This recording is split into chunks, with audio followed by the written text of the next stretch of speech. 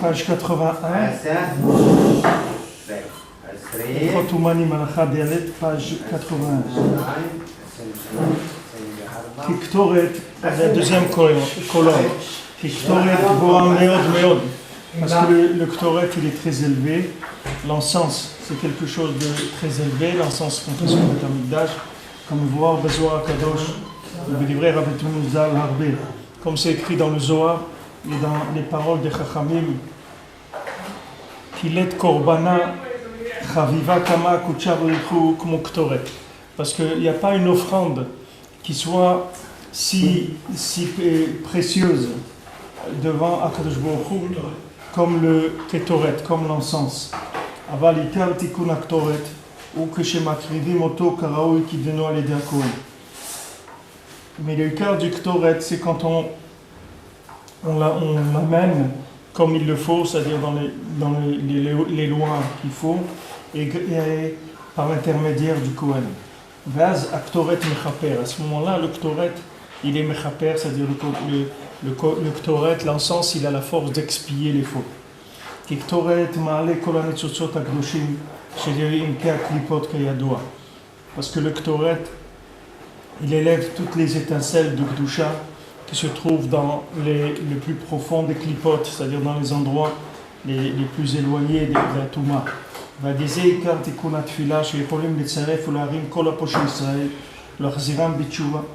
Et tout ça, c'est le tikkun de la tfila.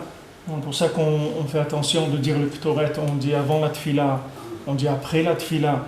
Parce que grâce au Ketoret, on peut, avec la prière, associer et descendre dans les endroits les plus bas et ramener de là-bas les gens qui ont fauté pour les ramener et qui fassent tchouva.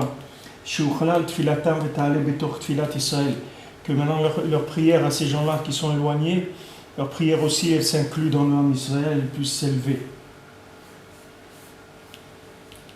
Les ratzon, les mala, pour qu'elles soient acceptées, qu'elles soient voulues en haut. C'est-à-dire que c'est grâce à l'intermédiaire du Ketoret qu'on peut faire ce travail de descendre dans les endroits éloignés et de amener de là-bas les gens qui se sont perdus. Comme Moshe était Muzal, Kol Tfila She'en Ba Metfila Poshe Israël. Alors toute prière dans laquelle il n'y a pas une prière de quelqu'un qui est éloigné, alors elle n'est pas parfaite la prière. Uraya Mektoret Sheya Baem Chelbena. D'où on tire la preuve? On tire la preuve du Ketoret. Dans le Ketoret, il y a un des éléments du Ketoret, un des ingrédients du Ketoret, il s'appelle le Chelbena. Et le Chelbena, c'est quelque chose qui sent mauvais, ça sent très mauvais. Et ça, il est indispensable dans le Ketoret. On le met. Quand il est dans le Ketoret, il ne sent pas mauvais. Il va permettre, il va donner un parfum dans le Ketoret. C'est-à-dire quand il est mélangé avec les autres. Mais quand il est seul, il sent mauvais. Alors on dit que de la même manière que on ne peut pas faire le Ketoret si on n'a pas mis ce Chelbena qui sent mauvais, alors toute prière aussi d'Israël dans laquelle il n'y a pas des gens qui sentent mauvais, c'est-à-dire des gens qui sont loin, alors la prière aussi elle n'a pas de perfection. La prière elle est parfaite quand il y a ces gens-là aussi qui sont inclus dans la prière. Parce que la tfila c'est un principe d'odeur, comme c'est écrit dans un autre endroit. Vous l'écoutez Tinenia, Simon Aleph Yudbet, aussi dans la deuxième partie du Kété Moral, dans la Torah Aleph et la Torah 12. Veola le mala mala le beverach Ketoret. Maintenant la prière, elle monte très haut grâce au parfum du Ketoret. Les éprinat tikon tfilati Ketoret lefanecha. C'est ça qu'on dit, que ma prière soit comme un encens devant toi. Aval ze shepogem baktoret ki uzar verotze leaktir Ketoret. Mais celui que maintenant il fait le Ketoret pas comme il faut, parce que lui c'est un étranger et il veut faire le Ketoret. C'est-à-dire lui il n'est pas au niveau du tout de faire cette chose-là. Et il veut amener lui-même du Ketoret, il veut amener lui-même l'encens au Beth Amikdash. Zeprinat Ketoret to'eva eli. Ça c'est comme il est écrit dans Yeshaya que Akadosh Baruch Hu dit cet encens-là il est dégoûtant pour moi. Al ken esh haTorah be'atzma hamilubash baktoret saraf otam venakam bahem. C'est pour ça que le feu de la Torah elle-même qui se trouvait dans le Kétoret, elle les a brûlés et elle s'est vengée d'eux. C'est-à-dire, elle dit, ce feu-là, il est sorti du Kétoret en leur disant, c'est-à-dire en disant à ces gens-là, qu'on dit, qu'est-ce que vous venez, vous, amener le Kétoret? Vous n'êtes pas aptes à ça. Parce que maintenant, comme ils n'ont pas eu le mérite, c'est devenu pour eux une potion de mort, quelque chose qui, ça donne la mort. Pourtant, le Kétoret, c'est quelque chose de très haut, c'est quelque chose d'extraordinaire.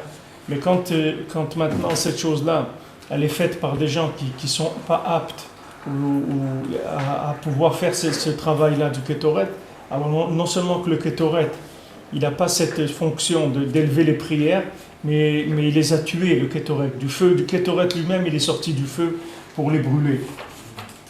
C'est pour ça que Korach, il a été enfoui dans la terre.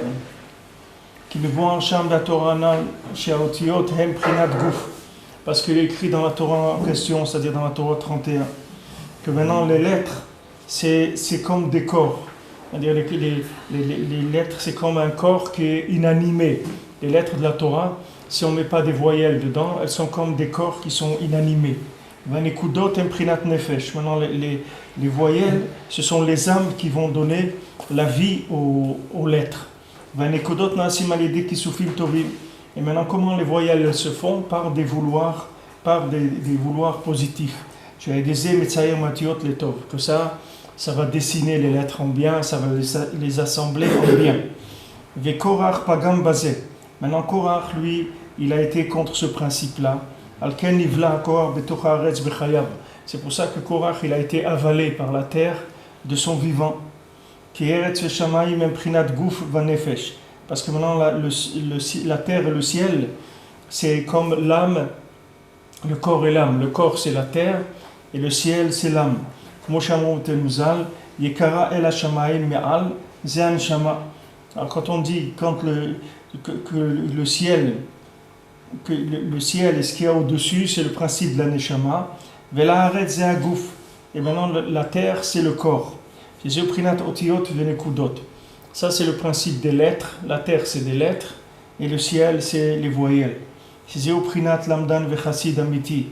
Et ça, c'est le principe du lamdam, de celui qui connaît la Torah et qui est un chassid amiti et qui est un vrai chassid, comme on voit Kol Zeba Torah Anal, tout ça comme c'est rapporté dans la Torah en question. Et Kol Avodat Adam Bazeh Olam Levatel Agouf Legabé Nefesh. Dans tout le travail de l'homme, quoi il est venu sur terre, c'est pour soumettre le corps à l'âme. Chez Agouf et Aseretson Nefesh Akdosha, que le corps il arrive à faire le vouloir de l'âme. Parce que maintenant l'âme elle veut que des choses bien. L'âme elle cherche pas des choses qui sont pas bien. L'âme elle veut que servir Hachem et s'inclure dans l'infini. C'est ça le désir de l'âme. Maintenant tout ce qui empêche l'âme de faire ça, c'est quand le corps il a d'autres vouloirs. Alors maintenant tout le travail c'est d'éduquer le corps à vouloir ce que l'âme elle veut. C'est-à-dire arriver à le convaincre, arriver à le rapprocher, arriver à lui donner envie que le corps il ait envie de suivre l'âme. Alors dans tout ce qu'il y a dans ce monde, quand on voit dans le monde dans lequel on vit, et que la plupart des gens ils sont en train de se faire du souci pour leur corps, ils travaillent pour leur corps, ils se font du souci pour leur corps, ils font des choses pour entretenir leur corps. Mais les maasés, si quelqu'un il s'occupe pas de faire communiquer son corps avec son âme, il y a aucune valeur, hein, c'est-à-dire entretenir le corps. Le corps, il a une valeur que s'il sert l'âme, c'est ça la valeur du corps. Sinon, il sert à rien. À quoi il sert? À quoi il sert le corps? Le corps, il va aller dans la terre, il va se terminer dans la terre, il va se fondre dans la terre, il va devenir de la poussière. À quoi il sert? La seule chose qui est éternelle, c'est l'âme. Le corps, il n'est pas éternel, c'est un moyen. Alors, si on investit toute notre vie dans le moyen, la finalité, où est-ce qu'elle est? C'est-à-dire, qu'est-ce qu'on va faire au bout combien des gens, vous voyez, qui ont fait attention à leur santé toute leur vie. Ils ont fait de la gymnastique, ils ont fait de la marche, ils ont fait des footings, des trucs, tout ce qu'on veut. Et ils sont arrivés à l'âge de 90 ans, ils n'ont plus envie de vivre. Ils se disent, ça y est, j'en ai marre, j'en ai marre, ça y est, qu'est-ce que tu veux que je fasse ici? Ça y est, je suis vieux, je veux partir, ça ne m'intéresse plus. À quoi ça sert d'avoir voilà, ils ont fait que leur corps il dure longtemps, mais ils n'ont plus envie de voyager. Alors à quoi ça sert que le véhicule il est en bonne forme? Ça ne sert à rien. Mais s'ils avaient investi dans le corps, d'en faire un ami de l'âme, d'en faire un coéquipier de l'âme, alors au contraire, chaque jour qu'ils auraient vécu, ils auraient un plaisir extraordinaire, parce que le corps, il serait inclus dans l'âme de plus en plus. Plus le corps, il s'affaiblit avec l'âge, plus il comprend combien l'âme, c'est le plus important, et il va faire tout ce qu'il peut pour que l'âme, elle puisse éclairer dans le corps, éclairer dans le monde. C'est ça le but de l'homme. Maintenant, quelqu'un qui va s'occuper que du corps, alors ça ne sert à rien. C'est quelqu'un qui s'occupe de la connaissance de la Torah.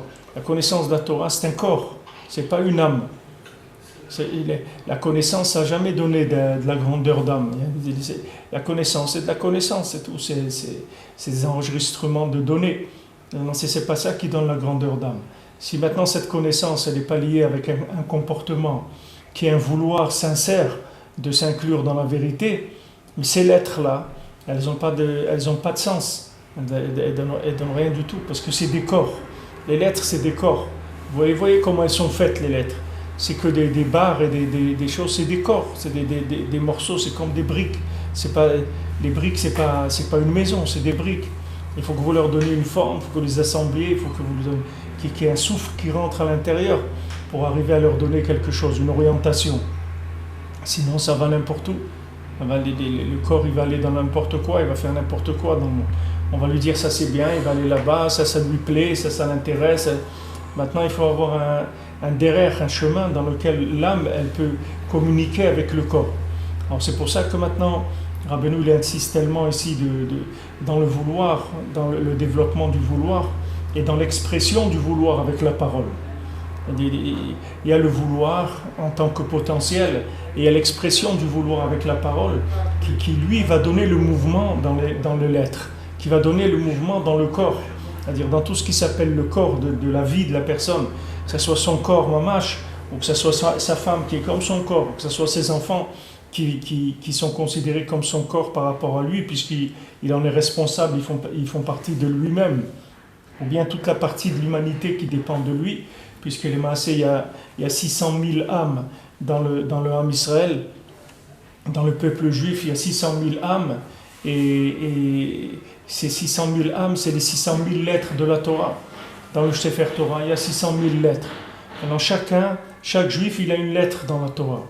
Maintenant, cette lettre, elle attend qu'il lui donne une orientation, qu'il lui donne une voyelle. Ça peut être un I, ça peut être un O, ça peut être un E, ça peut être un A, ça peut être beaucoup de choses. Ça dépend de l'orientation que la personne va donner à cette lettre. Alors maintenant, vous voyez le vouloir de quelqu'un, et le vouloir du âme Israël en général. Chacun ce qu'il veut. Et par rapport à ça, c'est comme ça que la Torah, elle va s'écrire. Chacun, il va écrire sa lettre dans la Torah, selon comme ce qu'il veut. Et après, on va assembler toutes ces lettres. C'est ça qui va donner le Sefer Torah. Maintenant, s'il y a des gens qui ne veulent pas le bien, qui ne veulent pas la vérité, alors ces lettres-là, elles vont être à l'envers, c'est-à-dire elles vont donner des informations, elles vont donner des orientations qui vont être complètement à l'envers. Alors ces mauvaises orientations, ces mauvaises choses qu'il y a dans le monde, leur origine, elle se trouve dans le vouloir des Juifs. C'est là où ça se trouve. C'est pour ça que c'est la chose la plus importante, c'était de corriger le vouloir dans le Ham Israël. D'avoir que le Ham Israël, il veuille des choses bien. Il veuille des choses bien. Vous voyez vous voyez voilà, des élections en Israël et tout. Regardez comment ils parlent, les gens, comment ils disent des choses tellement agressives et tout les uns par rapport aux autres. Alors que quand il s'agit de parler avec les autres pays, ils sont tout mous, tout gentils, qu'est-ce qui se passe? C'est-à-dire pourquoi maintenant entre eux ils se disent des choses tellement dures? Et quand il faut parler à d'autres pays, ils n'osent pas parler de la même manière. Pourquoi ils n'oseraient pas dire, voilà, maintenant il y a le Mali ou des trucs. Pourquoi ils ne parlent pas? Pourquoi ils disent, tiens, c'est bizarre, pourquoi vous réagissez comme ça au Mali? Vous venez pas nous aider ici à nettoyer à Gaza un petit peu ou faire. Pourquoi qu'est-ce qu'il y a qu'est-ce qu'il y a au Mali? C'est pas les mêmes, c'est-à-dire ils tuent pas les mêmes gens. Pourquoi en Syrie vous les aidez pas? Il y a 60 000 morts déjà. Pourquoi là-bas? C'est quoi? C'est pas des êtres humains, c'est d'autres êtres humains. Ah, parce qu'en Syrie, il n'y a rien à voler. Le Mali, peut-être à côté, il y a un pays où il y a de l'uranium ou des trucs, et vous avez besoin d'argent. Alors, en Syrie, il n'y a rien à gratter, il y a pas de. C'est pour ça que vous n'allez pas les aider. Voilà le principe, c'est-à-dire sur quoi le monde il est basé. Le monde il est basé sur des choses qui sont que des intérêts, c'est tout, c'est que des corps. C'est-à-dire, il n'y a pas d'âme là-dedans. Il n'y a aucun principe de spirituel. C'est que des corps. C'est-à-dire, ces corps-là, ils viennent, ces corps-là, ils sont dans le monde et ils essayent de s'alimenter les uns par rapport aux autres. Et c'est le seul but. Mais les gens ils croient qu'il y a une vérité dans le monde, dans tout ce qui est dit, dans tout ça. Il n'y a aucune vérité là-dedans, c'est que des recherches d'intérêt, il n'y a rien d'humain, il n'y a aucune recherche. Maintenant, l'homme Israël, il doit faire attention parce que l'homme Israël, il fait dépendre toute l'humanité de son comportement. Et surtout de son vouloir. Quand le Ham Israël il veut le bien, on ne peut pas imaginer ce que ça veut dire quand le Ham Israël il vient en Eretz Israël, quand le Ham Israël, quand quelqu'un il va au Beth Knesset, que le Ham Israël il fait une mitzvah, ce vouloir-là de faire la mitzvah, d'aller vers la mitzvah, d'avoir envie de faire la mitzvah, et de dire à Hachem j'ai envie de faire cette mitzvah, on ne sait pas les conséquences que ça a dans le monde, parce que ça amène du positif dans le monde. Ça positive les façons de voir dans le monde. Les choses, elles s'assemblent différemment que par le vouloir du Ham Israël. C'est pour ça qu'il faut encourager énormément le vouloir positif dans le Ham Israël. C'est de ça que dépend tout l'avenir du monde, ne dépend que de ça. Si le Ham Israël il veut le bien, c'est ça qui va amener le changement, le véritable changement dans le monde. Ce n'est pas des actions qui vont amener les changements. Les actions, c'est que le résultat de l'assemblement des lettres avec des voyelles. C'est ça qui va donner l'action. L'action, c'est ça. L'action, c'est le résultat de ça. Tant que maintenant la lettre, elle est sans voyelle, elle est morte, elle ne bouge pas. Il n'y a pas d'action possible. Il n'y a pas de mouvement. Le mouvement de la lettre, il peut se faire que par une voyelle. Maintenant, selon la qualité de la voyelle, l'orientation de la voyelle, c'est ça qui va donner le mouvement.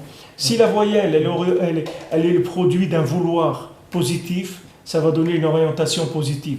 Si la voyelle, elle est le résultat d'un vouloir négatif, toute la lettre, elle va avoir une péoula, une action négative dans le monde. C'est pour ça que le schéma du monde, il est fait comme ça. Hachem, il a créé le monde avec des lettres. C'est les lettres de la Torah qui ont créé le monde. Donc maintenant, une fois que Hachem, il a mis en place cette matrice-là du monde, qui est faite avec des lettres, voilà, Hachem, il a pris la Torah. Avec la Torah, il a créé le monde. Maintenant, une fois que le monde a été créé avec la Torah, alors maintenant, il dit à l'homme, maintenant à vous de jouer, à vous de faire faites-en ce que vous voulez. Maintenant, si vous assemblez les lettres, vous mettez des voyelles positives, le monde, ça va devenir quelque chose de merveilleux, ça va être quelque chose de nifla. Les gens, ils vont croire en Dieu, ils vont être besimcha, ils vont être joyeux, ils vont s'aimer, ils vont s'aider, ça va être une vie extraordinaire. Maintenant, si vous voulez du négatif, alors le monde, ça va devenir un enfer.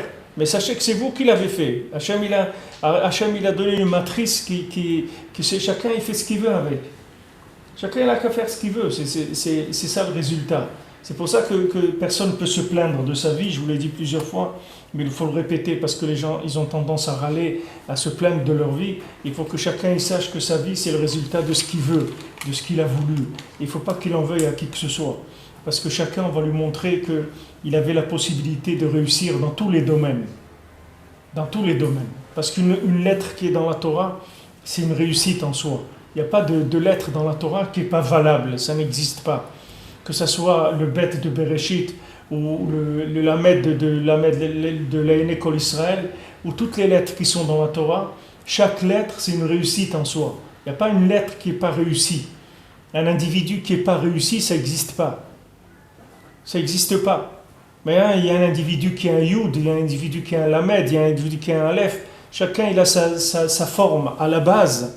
Mais cette forme-là, elle est parfaite, elle est positive, elle est parfaite. Maintenant, à lui d'en faire ce qu'il veut. Mais la forme, les éléments, les atouts qui sont donnés sont parfaits. Une personne, elle va arriver à ce qu'elle veut.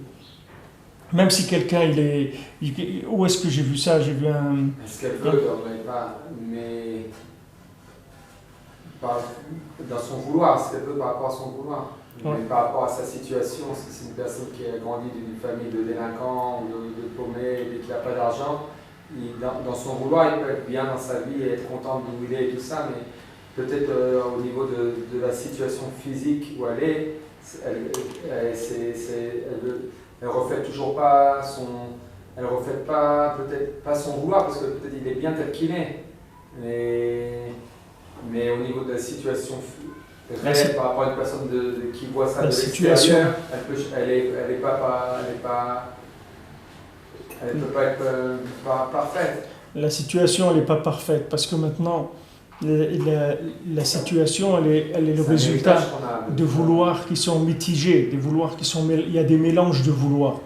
Maintenant, si tu vois Avraham Avinu, on dit Echad aya Avraham. Avraham Avinu, il était Echad, il était seul. Parce que lui, il a fait son chemin seul. Il n'a pas pu. Il vivait à une époque où il ne pouvait écouter personne, parce qu'il n'y avait personne qui était dans la vérité. Tous les gens, ils étaient dans le mensonge. Donc il a fait son chemin tout seul. Son chemin, il l'a fait seul. C'était son vouloir, il a exprimé, et il a été seul dans sa route. Maintenant, chacun, de là où il sort, ça c'est le contexte dans lequel on l'a mis. Et il faut savoir que le contexte dans lequel on nous a mis, dans notre naissance, dans notre éducation, c'est le meilleur contexte pour qu'on puisse grandir. Parce que maintenant, Hachem, il fait que chacun, on lui met dans les meilleures conditions possibles pour qu'il puisse arriver à ce vouloir positif. Il faut savoir que s'il y avait eu des différences, il y a des gens qui disent pourquoi moi je ne suis pas né religieux. Si j'étais né religieux, ça aurait été tellement plus facile. C'est pas vrai. Il y a des gens qui sont nés religieux et ils sont devenus des apicorcides. Ils sont devenus des renégats total. Et ils sont nés religieux. Ça ne veut rien dire. C'est pas ça. Chacun, là où il est né, c'est les conditions qui sont idéales. Maintenant, lui, il se met à vouloir du bien. Maintenant, du moment où il veut le bien, il l'exprime. Au moment où il va y arriver, il va se passer du temps. Mais si maintenant ce que Rabbeinu te garantit, le Rebbe te dit que si tu veux quelque chose, à la fin, tu vas l'obtenir. Tu vas être exactement comme tu veux. Ta vie, elle va être comme tu veux dans tous les détails. Mais ça va te prendre du temps. C'est tout. Ça va te prendre du temps.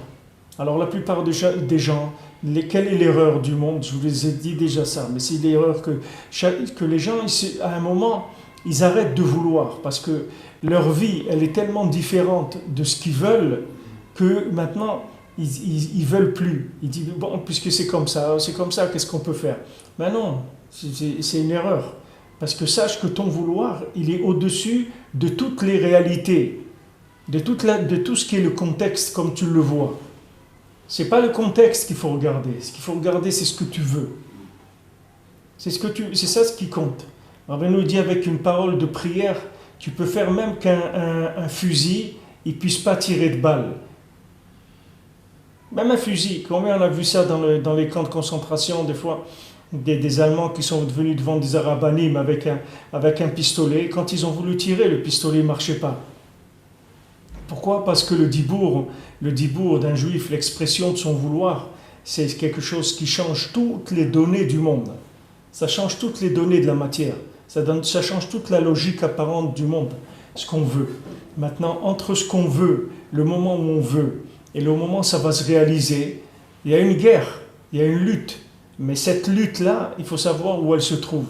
La lutte, elle se trouve principalement sur le vouloir. C'est-à-dire, c'est une lutte entre continuer à vouloir ou ne plus vouloir. C'est là où elle se trouve. Tu vois, en Eretz Israël, tu prends les gens, il y a par exemple 50 ans, tu prends des gens, ces gens-là, ils ont souffert énormément pour venir en Eretz Israël. C'est-à-dire que pour arriver à passer les étapes qu'il y avait à passer, il fallait un vouloir énorme pour pouvoir s'intégrer dans un milieu tellement hostile. C'est-à-dire c'était tellement dur, c'était un désert. Les gens ils vivaient dans des tentes, dans des conditions terribles. Quand ils ont eu au début ce qu'ils appellent les Mahabarot en Israël, en reste il y a des endroits où il y a encore ça, c'est des espèces de maisons en bois. Pour eux c'était la richesse, ça déjà. C'est des gens de petites maisonnettes en bois, c'était déjà extraordinaire. Maintenant ces gens-là, tu vois, ces gens-là, il n'y avait pas de concession sur la terre d'Israël. Il n'y avait pas de concession sur, si tu veux, sur leur position. Ils étaient clairs dans leur position.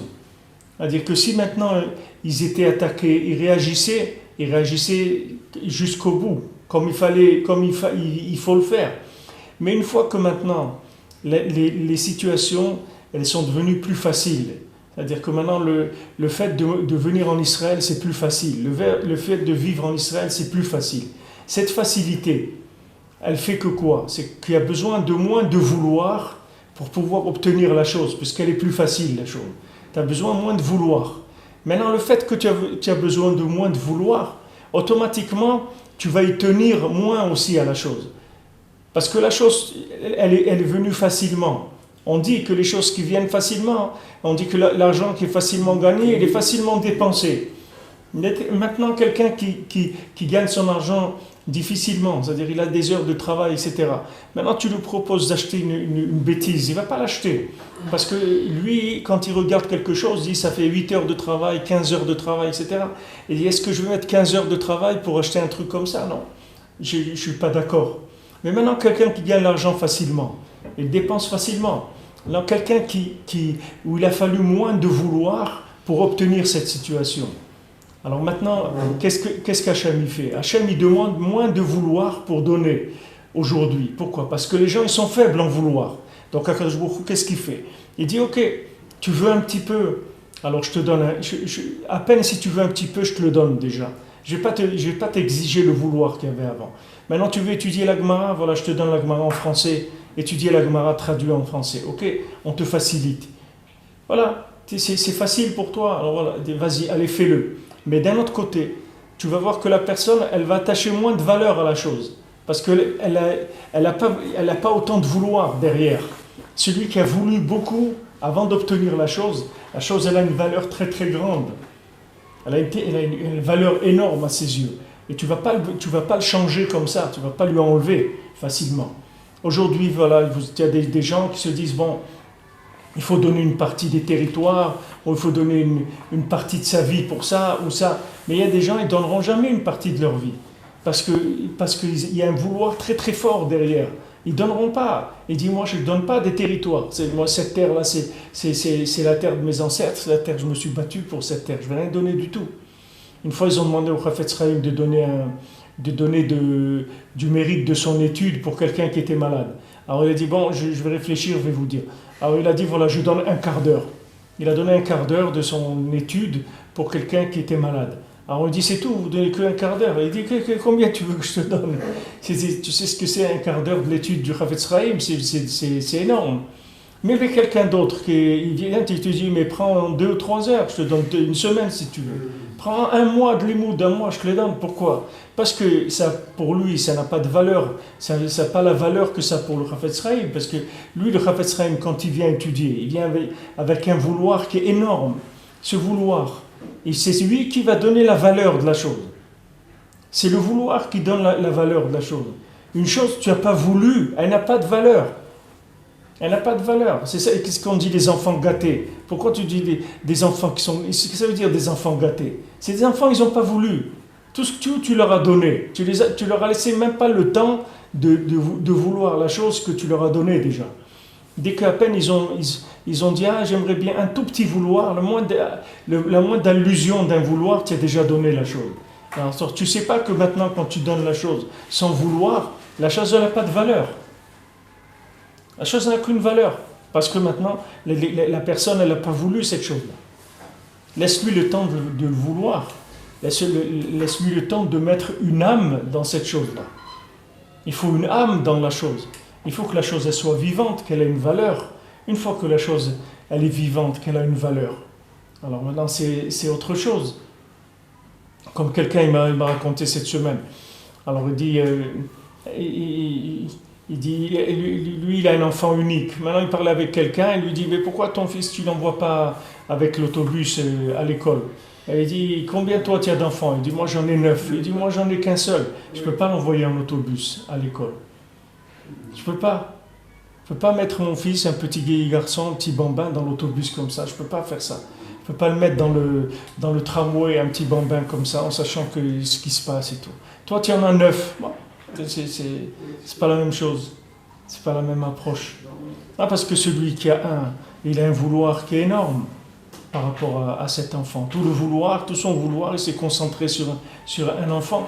Celui que maintenant il a 9, la brioute, mais il faut avoir un vouloir qui est en proportion avec ça pour vous donner l'importance à chacun des enfants.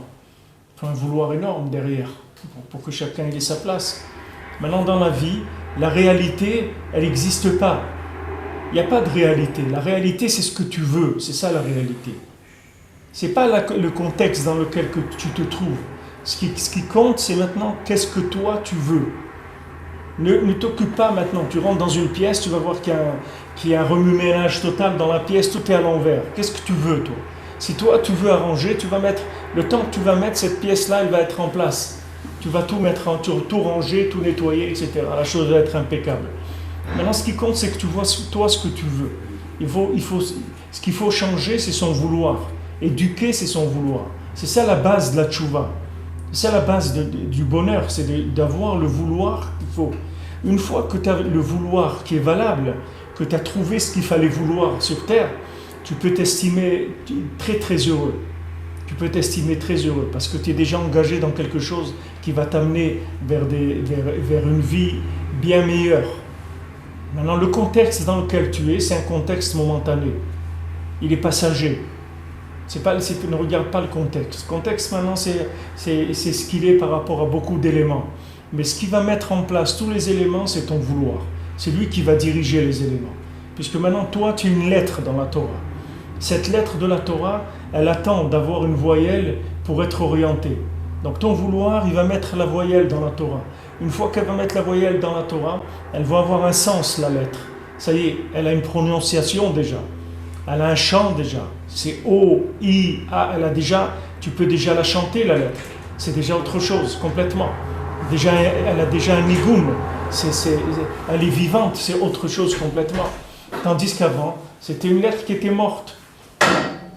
Alors, quand des gens ils ont eu des Hachem Ishmor, ils se sont fait influencer par des philosophies qui étaient des philosophies négatives, alors ils ont donné des sens négatifs à leur vouloir et des sens négatifs à leur vie automatiquement. Et un sens négatif au monde. Ils ont négativisé le monde, c'est-à-dire au lieu d'en faire un monde qui est un monde valable, alors ils en ont fait ce qu'ils en ont fait avec leur vouloir négatif. Donc le Ham Israël, il a une responsabilité énorme dans le vouloir. C'est le Icar qu'il faut protéger chez soi et chez ses enfants. C'est le Icar de l'éducation des parents par rapport aux enfants. C'est de faire grandir le vouloir. Donc on dit Hashem poteach et yadecha masbi'a al kol chai ratzon. On dit que il rassasie chaque vie, chaque individu vivant, il est rassasié de quoi? De ratzon. C'est ça qu'on demande à Hashem. On demande à Hashem de nous donner du vouloir, de nous remplir de vouloir. Parce que si tu es plein de vouloir, tu vas arriver à tout. Tout, tu peux y arriver. Quand tu n'es pas arrivé à quelque chose, c'est parce qu'il n'y a pas assez de vouloir, c'est tout. C'est le vouloir qui te manque. Maintenant, le vouloir, qui est-ce qui est le dépositaire? Le dépositaire général exclusif du vouloir, c'est le tzaddik Ador. C'est lui, c'est Moshe. Moshe, il fait passer de Shmad les Ratzon. Shmad, ça veut dire il veut pas. Shmad, c'est le non-vouloir. Et le tzaddik, il fait passer du non-vouloir au vouloir.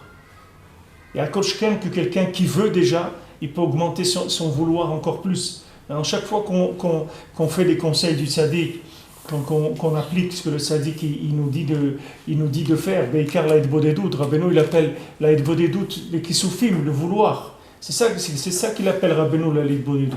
La Edbodedout, c'est pour vouloir. Tu viens devant Hachem, tu dis Hachem, augmente mon vouloir. Je veux plus. Je veux plus. Il faut que tu veuilles plus. Il faut que tu veuilles plus. C'est pour ça que tu n'arrives pas à faire quelque chose, parce que tu ne veux pas assez. Comme tu ne veux pas assez, la chose, elle n'a pas l'énergie qu'il faut. Tu lui as pas donné, t'as pas mis dedans l'énergie. Quelqu'un, il veut se lever à 7 heures, il met son réveil, une fois que le réveil sonne, il l'éteint et il continue à dormir. Pourquoi? Parce qu'il ne veut pas. Alors maintenant tu lui dis, mais tu ne veux pas te lever. Il dit, mais non, pourquoi tu me dis ça? Regarde, j'ai mis mon réveil, si je ne voulais pas, j'aurais pas mis mon réveil. Donc je veux. Oui, mais tu ne veux pas assez. Tu ne veux pas assez. Il faut que tu veuilles plus. Quelqu'un, il doit prendre l'avion. Alors maintenant, il met le réveil. Avant que le réveil sonne, il se lève déjà. Pourquoi? Parce qu'il veut, c'est tout. Parce que maintenant, comme c'est quelque chose d'important pour lui, il y a des gens pour qui c'est pas important. Il y a des gens qui ratent l'avion, c'est rien pour eux. Mais la plupart des gens, c'est important un billet d'avion pour eux. Le programme qu'ils ont, etc. S'ils arrivent un jour après et tout, ça change beaucoup de choses pour eux. Donc il y a une nécessité. Cette nécessité, il faut qu'il y ait un vouloir extrême qui se... Pour faire naître ce vouloir, c'est le bodhédout le principal. Le bodhédout, c'est le développement du vouloir. Mais comment maintenant on veut faire naître le vouloir à un enfant, à un ami, à des parents, à n'importe qui, et qui ne connaissent pas Breslev? Comment on va leur faire naître ce vouloir?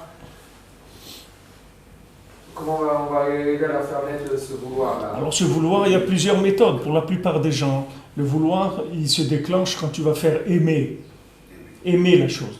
Quand tu vas faire aimer la chose, ça va déclencher le vouloir.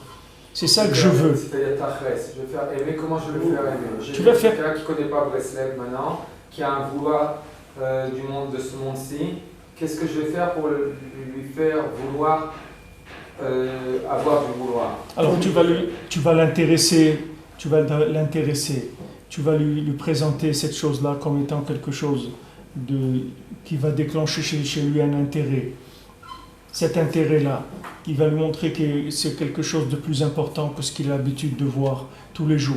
Ça va lui parler et ça va déclencher chez lui un vouloir. Breslev, c'est-à-dire les paroles de Rabbeinu, elles sont dites pour tout le monde, parce que les paroles de Rabbeinu, c'est des paroles qui viennent de la racine de l'âme de chacun. Ce n'est pas des paroles qui sont dites stam, comme ça.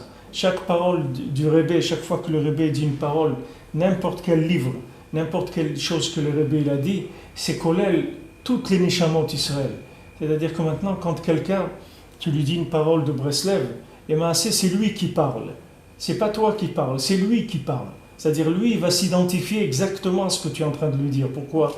Parce que quand le Rebbe il l'a dit avec son âme à lui aussi. C'est-à-dire que son âme, Rabbeinu l'a dit, quand je vous enseigne, c'est pas vrai pour vous ce que j'enseigne. J'enseigne pour ceux qui sont là et pour ceux qui ne sont pas là. C'est-à-dire que quand le Rebbe il a dit des choses, il a donné des enseignements. Ces enseignements, c'est une klaliout. C'est-à-dire, ça inclut toutes les âmes. Donc maintenant, chacun, ils se sont concernés. Il faut que la personne elle se sente concernée par la chose. Et les paroles de Breslev, elles sont faites pour concerner tout le monde. Que ce soit des juifs, que ce soit des non-juifs, que ce soit des animaux, que ce soit des plantes, que ce soit des pierres, tout le monde. Ça concerne tout le monde. Parce que c'est l'origine de tout ce qu'il y a dans le monde. Ça vient de l'origine de chaque chose. Rabbeinu dit, chaque parole que je dis, ça sert à quelqu'un pour ce monde-là. Ça va lui servir dans la tombe, ça va lui servir à la résurrection des morts, ça va lui servir pour l'éternité. Chaque parole que Rabbeinu dit, elle traverse tout le temps, depuis la création jusqu'à la fin de tous les temps. Alors ça fait que ça parle à une personne. Il faut que la personne elle sente que ça lui parle. Comment quelqu'un fait tchouva? Pourquoi tu reviens vers la Torah? Parce qu'à un moment, tu entends quelque chose que tu n'as jamais entendu dans ta vie. Qu'est-ce que tu entends? Tu entends toi-même. Tu t'entends toi-même, tu t'es jamais entendu dans ce monde. Là où tu as été, tu étais à l'école, ou tu étais là, bon, tu faisais des choses. Mais jamais, tu n'as jamais senti que ça collait avec toi-même. Maintenant, à un moment, tu entends quelque chose, cette chose-là, tu te dis, mais j'ai jamais entendu ça. Mais ça, c'est moi. C'est moi, cette chose-là. C'est ça qui fait que tu t'inclus dedans. Parce qu'à un moment, la lettre de la Torah qui est ton âme, elle reçoit un petit peu de voyelle, que le tzaddik il met dedans un petit peu de voyelle. Ce petit peu de voyelle, ça te donne un éveil extraordinaire. Et tu t'identifies avec la lettre. Tu t'identifies avec la lettre qui est toi-même, les maasé. C'est toi-même, c'est pour ça que tu reviens. Alors maintenant, quand tu parles à quelqu'un qui est loin de la Torah, qui fait pas la Torah, etc., alors d'abord, tu peux essayer de... Si c'est quelqu'un qui est très loin, alors tu peux prier pour lui. Parce que quand tu vas prier pour lui, qu'est-ce que tu vas faire? Tu vas le manipuler de l'intérieur, pas de l'extérieur. Tu ne vas pas passer par son cerveau.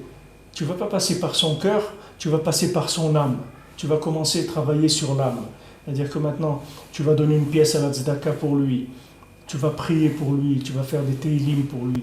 Maintenant, chaque fois que tu pries, tu donnes la tzedaka, tu fais quelque chose pour lui, tu vas commencer à un peu débroussailler la lettre. Cette lettre à lui, elle est enfouie dans des poubelles, comme ici le kotel.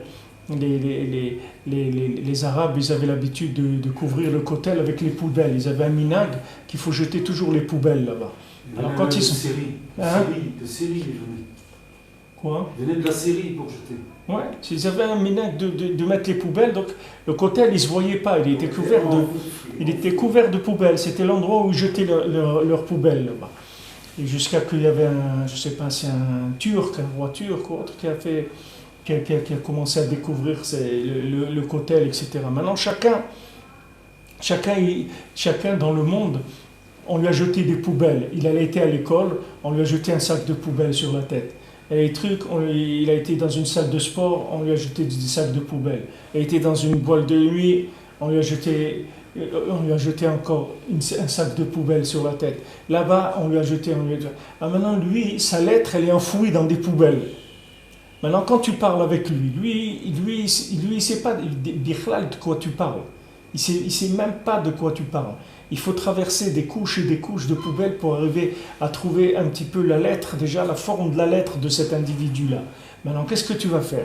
Quand c'est comme ça, quand tu vois que la personne, elle est complètement bouchée. Pourquoi? Parce qu'elle est ensevelie sous les poubelles. Maintenant, la première chose, c'est que tu dois croire en lui. Rabbeinu, il te dit, tu dois croire en lui. Rabbeinu, quand quelqu'un il a dit, ouais, mais celui-là c'est un rachat gamour, Rabbeinu dit, comment tu peux dire qu'un juif il est un rachat gamour? Ça n'existe pas. Ça n'existe pas qu'un juif il est un rachat gamour. Un juif qui est enfoui sous des poubelles, ça existe. Mais un juif qui est un rachat gamour, ça n'existe pas. Tu veux dire qu'un juif il n'est pas bien? Un juif pas bien, ça n'existe pas. C'est comme on dit, c'est pas un anachronisme. Ça veut dire c'est une chose qui ça veut rien dire. Ça veut rien dire. C'est-à-dire un juif pas bien, ça n'existe pas. Maintenant, ça existe un juif qui s'est fait couvrir par des poubelles. Ça oui. Il a été couvert, il a été noyé dans les poubelles. Comme l'autre, elle a dit, ce soir, je serai la poubelle pour aller danser. Alors, il y en a qui se sont fait couvrir comme ça par les poubelles, se sont fait noyer par les poubelles. Qu'est-ce que tu vas faire? Qu'est-ce que tu veux faire? On jetait des sacs et des sacs et des sacs et des sacs. Maintenant, tu viens, tu lui dis, il y a le parfum et tout. Il dit, de quel parfum tu parles, Birlal? Je ne sais même pas de quoi tu parles. Je ne sais même pas de quoi tu parles. Du parfum, ça existe. Je ne sais même pas de quoi tu parles. Alors toi, tu viens, tu commences, tu veux lui faire tu veux lui faire du travail, tu veux le travailler, tu commences à lui dire des idées et tout. Mais lui, il ne sait même pas de quoi. Là où il est, il ne peut même pas entendre de ce que tu dis, Birlal. Alors là, qu'est-ce que tu dois faire? Tu dois faire de la manipulation de l'intérieur, pas de l'extérieur. Tu peux pas t'adresser ni au cerveau, ni au cœur. Le cerveau, il est complètement bouché, et le cœur, il est vendu au plaisir de ce monde. Il n'y a pas où parler. Il y a des gens, ils sont tellement loin, il n'y a pas où parler. Mais maintenant, tu pries pour lui, et tu vas être gentil avec lui. Tu vas faire du chesed avec lui. Tu vas l'inviter, tu vas t'occuper de lui. Tu vas lui donner de l'importance, tu vas le considérer, pas lui, pas les poubelles tu vas considérer, tu vas considérer ce qui est en dessous des poubelles. Quand tu vas considérer ça, le bien il va commencer à se réveiller, parce que tu crois foncièrement, fondamentalement dans le bien. Tu y crois, et tu es sûr, tu dis toi tu es juif, tu es bien. C'est tout. Je crois que tu es bien, je suis sûr que tu es bien. C'est tout. Maintenant, tu es passé par là où tu es passé, c'est pas important. Mais c'est sûr que tu es bien. Alors maintenant, on va commencer le nettoyage. Alors les méthodes de nettoyage, il faut voir, d'abord il faut faire un bilan, un état des lieux, de voir dans quel état elle est la personne. Si elle est dans un état où il y a un petit peu de possibilité de contacter la lettre qui est à l'intérieur, alors c'est facile déjà, parce que tu vas commencer à faire un peu de mouvement, la lettre elle va s'animer, ça y est, c'est pas difficile. Mais il y a des gens qui s'est noyé à l'envers, mais complètement, noyé complètement dans les poubelles. Là, tu peux rien faire en direct, tu peux travailler de l'intérieur, sur l'âme, jusqu'à que l'âme, elle va commencer à envoyer un petit peu des faisceaux dans le cerveau et dans le cœur. Que l'âme, elle va commencer à envoyer un petit peu des rayons dans le cœur. Alors là, tu vas travailler sur l'âme, par la prière, par la tzedaka. Tu fais une mitzvah, par exemple, tu dis cette mitzvah, je la donne pour le mérite de cette personne-là. Je donne cette mitzvah. Pour le mérite, tu fais une mitzvah, des fois, tu as une belle mitzvah qui se présente, quelque chose que tu vois, que bon, Hachem, il t'a donné sur une belle mitzvah, tu dis voilà, cette mitzvah, je ne la prends pas pour moi, je veux qu'elle serve pour le mérite de telle personne, pour se révéler. C'est bien de prier pour sa famille quand ils sont pas religieux. C'est pas rien que c'est bien, c'est une obligation. C'est une obligation. Bien sûr, c'est vrai, vous êtes responsable d'eux. C'est pas c'est bien, vous êtes obligé. C'est comme si vous dites si c'est bien de payer l'électricité. Mais ne payez pas, vous allez voir ce qu'ils vont vous faire, ils vont couper l'électricité. Vous êtes responsable de votre famille. Il faut préciser les noms, on dit la famille, je sais pas, on fait comment. Il faut dire les noms. Il faut dire les noms de chacun. Il faut donner la tzedaka. Il faut faire des télim. Il faut essayer de se réveiller la nuit pour prier. C'est là, dans l'obscurité de la nuit, c'est là où les prières elles vont aller le plus loin. Pour réveiller tout le Ham Israël. Mais toujours dans le Ham Israël. Il ne faut jamais prier pour quelqu'un individuellement. Il faut toujours le remettre dans le contexte général des 600 000 lettres de la Torah. Il ne faut pas le sortir du contexte. Il faut toujours dans le contexte de la Torah. Elle dit, Anaël, dans son livre, elle dit, quand vous priez pour moi, ne priez pas trop pour moi spécifiquement, priez toujours pour le Ham Israël. Et dans le Ham Israël, moi aussi, je suis dedans. Priez dans la généralité. Toujours, il faut que l'individu, vous le remettiez dans un contexte général, pour qu'il reçoive, parce que le contexte général, c'est déjà une définition de l'individu. Le fait que quelqu'un il a une appartenance à un klal, c'est une identité déjà, pour lui. Après, vous allez lui donner son identité spécifique. Mais déjà, le fait que son identité, elle est générale, c'est déjà énorme. Quelqu'un qui se positionne par rapport à la généralité du Ham Israël, c'est déjà énorme. Quelqu'un, par exemple, qui aime Eretz Israël, qui aime la Torah, même s'il ne fait rien du tout, mais il a un respect. Il y a des gens, ils ont un respect de la synagogue, un respect de la Torah, un respect d'Eretz Israël, un amour d'Eretz Israël, un amour immense d'Eretz Israël. Ils aiment beaucoup. Et ces gens-là, c'est déjà des repères énormes dans la vie. C'est énorme. Il y a des gens qui n'ont pas ça, Bichlal. Il y a des gens qui sont même contre Eretz Israël. Il y a des gens qui sont contre la Torah.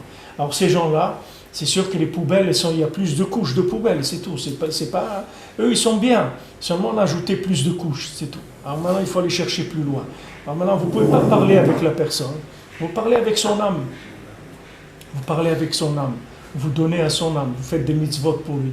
Et vous aussi, être gentil. Toujours utiliser Midat HaChesed. Parce que la Midat HaChesed, le Chesed, c'est quelque chose qui connecte. La bonté, c'est quelque chose qui connecte au bien. Quand vous êtes bon avec quelqu'un, ça le connecte avec le bien. Quand vous faites du bien à quelqu'un, ça lui donne envie d'être bien. Ça réveille le bien en lui. Quand vous montrez une image à quelqu'un, si par exemple vous montrez à quelqu'un un film de violence, alors ça réveille la violence chez la personne. Après, il devient violent avec ce qu'il a vu. Maintenant, si vous montrez à quelqu'un de la bonté, ça réveille le bien qu'il y a dans la personne. Le bien, c'est quoi ? Le bien, c'est la lettre de la Torah qui est sa neshama. Elle commence à se réveiller avec ça. C'est les midot qu'on utilise pour aller chercher des gens qui sont au fond, des gens qui sont complètement en dessous des poubelles. Ou vous l'invitez, vous servez à manger, vous êtes serviable avec lui, vous lui rendez service s'il a besoin de quelque chose. Vous êtes là à l'écoute, vous le considérez, vous lui donnez de l'importance. Vous dites qu'il est quelqu'un d'important. Il ne faut pas qu'il se considère comme rien du tout. Il faut qu'il sache qu'il a une âme qui est importante. Même si vous ne lui dites pas explicitement ces mots-là, mais l'attitude, il faut qu'elle dénote que c'est quelqu'un qui vous a donné de l'importance. Et ça fait sortir l'âme de la galoute. C'est ça qui fait sortir l'âme de la galoute. Rabbeinu dit, Rakazama, regarde le bien, c'est tout. Regarde le bien, Rabbeinu dit, quand tu juges quelqu'un positivement, tu le fais sortir, mamash. Tu le fais sortir de là où il est, uniquement en le jugeant positivement. Parce qu'en le jugeant positivement, tu le fais briller son âme. Tu fais briller sa lettre. Même qu'elle est enfouie sous des poubelles, elle va commencer à briller, elle va commencer à sortir. Mais il faut croire dans le bien. Il faut croire qu'il y a du bien dans l'individu. Il faut y croire, il faut être persuadé de ça. Sinon il y a pas, l'autre il le sent. Il le sent. Quand on n'est pas convaincu que l'autre il peut faire chouva, alors la personne elle le sent. Voilà, il y a plusieurs niveaux dans lesquels on peut agir, mais il y a toujours une possibilité de réveiller quelqu'un, de lui faire entrer du vouloir. Alors maintenant, ce qu'on demande dans la Avodat Hashem, les maaseh, le ikar qu'il faut demander, c'est le vouloir. Tout ce qu'on fait, c'est pour augmenter le vouloir. Maintenant, par exemple, quand vous lisez des sipurim de tzadiki, qu'est-ce que ça réveille chez vous? Du vouloir. Ça donne envie de faire mieux, ça donne envie de faire plus, de s'engager plus. C'est ça qu'on veut. Ce vouloir-là, il va donner après toutes les actions. Le ikar, c'est de commencer avec ça, de vouloir le maximum et de l'augmenter sans arrêt, le vouloir. Il faut toujours que les actions, elles soient plus petites que le vouloir. Il ne faut jamais que le vouloir il soit plus petit que l'action. Il faut toujours que l'action elle soit minime par rapport au vouloir. Il faut toujours rester avec le goût que je voulais en faire plus. Je voulais faire plus et je n'ai pas pu. C'est toujours que sur ça qu'il faut rester. Il ne faut jamais avoir une action au-dessus, c'est-à-dire que je fais de l'action sans le vouloir, donc j'attends que l'action se finisse parce qu'elle me fatigue, parce qu'elle est au-dessus de ce que je voulais. Il faut toujours que le vouloir il domine l'action. Est-ce que dans Breslev, l'action, elle réveille le vouloir? L'action, c'est sûr qu'elle réveille le vouloir. C'est sûr que l'action elle réveille le vouloir. Et vadaï que l'action réveille le vouloir. Parce que quand maintenant tu fais l'action c'est le niveau le plus concret du vouloir. Parce que c'est la réalisation du vouloir. Quand l'action elle est faite dans cette intention-là, c'est sûr qu'elle te réveille le vouloir. Sûr. C'est comme un entraînement, si tu veux. Quand quelqu'un s'entraîne, qu'est-ce qu'il fait? Il s'entraîne. Alors quand tu dis entraîner... Ça ne sert à rien, parce que c'est comme on a dit, Israël va reçu la Torah et les minutes après vont faire le Vaudor. Parce que le fait que je viens chez quelqu'un, aucun vouloir, je lui mets les spinning, ou je lui dis tiens, mets ce chez quelqu'un dans la Tzedaka, il n'a aucun vouloir. Non, le fait qu'il accepte, déjà, c'est un vouloir. Il accepte maintenant. Tu lui dis, viens, tu vais te mettre les tefilines, et il y a des gens, tu regardes, ils ne veulent pas. Il y a des gens, ils ne mettent pas. Tu peux leur demander ce que tu ne veux pas. Ils ne mettent pas. Ils te disent non, et non, c'est tout, ils ne mettent pas. Et il y a des gens que non, ils disent, bon, d'accord, je ne suis pas contre. Là, tu lui mets les tefilines, ça fait une petite trace. Dans la Chita, c'est les route quand je vois quelqu'un qui est où il est. Maintenant, est-ce que je dois aller lui dire viens, fais quelque chose, ou vaut mieux d'abord que de faire une chita, d'abord de prier pour lui, pour prier pour son âme. C'est beaucoup mieux. Je prier, après je vais aller lui dire viens, mets les filines. C'est beaucoup mieux, c'est sûr. Plus il y a de préparation, plus l'action elle va marcher. C'est vadaï.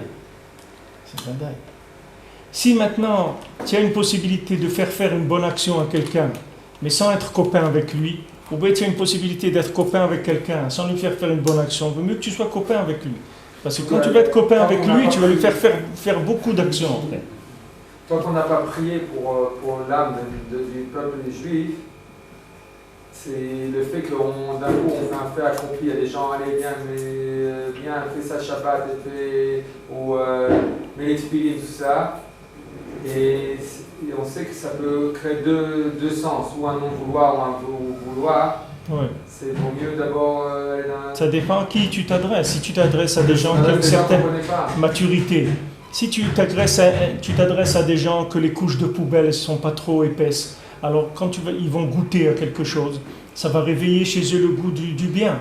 Mais si tu t'adresses à quelqu'un qu'il y a trop de couches de poubelle, ça peut lui donner des nerfs. Au contraire, ça peut l'énerver encore plus et le rendre contre. Ça dépend. Pour ça que la tefila, elle est toujours Kadma l'école d'Ava. Toujours, qu'est-ce qu'il a dit Yaakov? D'abord on fait tfila, on fait doron, et après on fait milchama. Mais d'abord on commence avec la tfila. Toujours on commence avec la tfila. Chaque chose que tu veux faire, il faut toujours la faire avec la tfila. Tu veux aller parler à quelqu'un, il faut toujours prier avant. Toujours prier avant. Le Baal Shem Tov, une fois ses élèves, ils ont été parler dans un endroit, les gens ils n'écoutaient pas. Alors le Baal Shem Tov, il leur a dit, allez faire tchouva, faites tchouva. S'ils ne vous écoutent pas, ça veut dire que vous avez un problème, allez faire tchouva. Ils ont fait tchouva, après ils sont revenus, ils ont parlé avec les gens les ont écoutés. C'est-à-dire que maintenant, dans la personne qui vient parler, elle-même, il faut qu'elle soit connectée, qu'il faut qu'elle vérifie que la prise, elle marche. Et à ce moment-là, après, il va l'éclairer. Mais il faut que lui voit qu'il lui-même il est connecté. Si lui-même il n'est pas connecté, qu'est-ce qu'il va donner aux gens? Il va réveiller qui?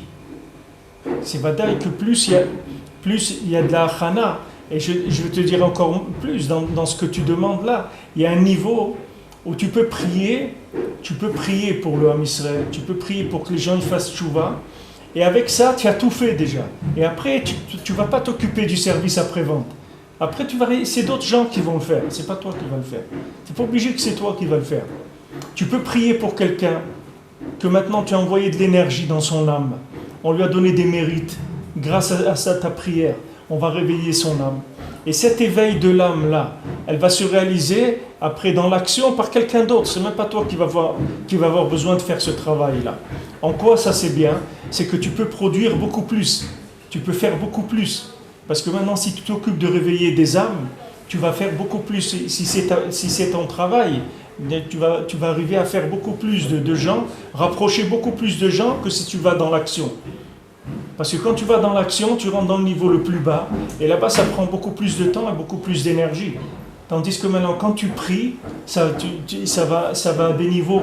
Il y a des moments qui sont des moments propices pour ça. Par exemple, Chatzot, c'est écrit dans les Sfarim que celui qui se lève à Chatzot, les Maaseh, il alimente toutes les âmes du peuple juif. Celui qui se lève à Chatzot, chaque juif qu'il rencontre après, chaque juif, il lui est redevable de quelque chose. Parce que quand la Nekuda de Chatzot, c'est le point central de vitalité de tout l'univers, de toute la journée du monde. Quand la personne elle se réveille à ce moment-là, qui est 6 heures après cet Akoravim, aujourd'hui en Israël c'est 23h30, celui qui se lève à ce moment-là, il alimente automatiquement toutes les âmes du peuple juif. Parce que c'est le moment où tous les tzadikim ils rentrent dans le Gan Eden avec Akadosh Baruch Hu, et ils sont mishtachés avec Hachem là-bas, ils rentrent là-bas dans des plaisirs spirituels avec Akadosh Baruch Hu, et ce moment-là c'est un moment de Ratzon, ça s'appelle Et Ratzon. Il y a des moments qu'on appelle qui sont Et Ratzon, des moments de vouloir, et le moment le plus grand vouloir de la journée, c'est ce moment-là, 6 heures après la sortie des étoiles, et il dure pendant 2 heures, aujourd'hui de 23h30 à 1h30.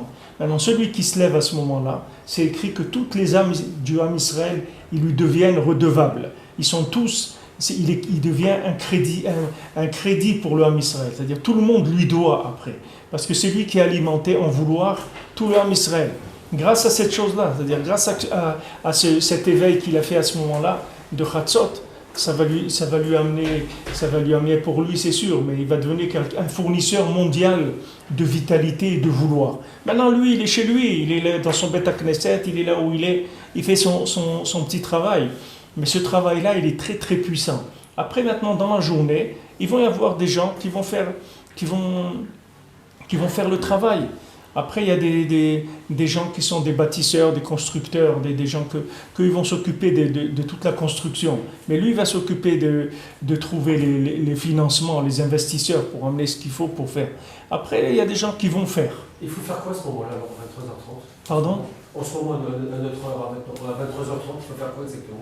Il y a le Tikkun Chatzot, il y a une fila qui s'appelle Tikkun Chatzot. Ce Tikkun Chatzot, c'est s'endeuiller sur la destruction du temple, de la maison d'Hachem. Alors quand vous endeuillez sur le fait que la maison d'Hachem, elle n'existe pas, c'est ça qui donne, c'est ça qui permet de la reconstruire. Et alors, permettre de la reconstruire, ça veut dire ramener les âmes vers Hachem.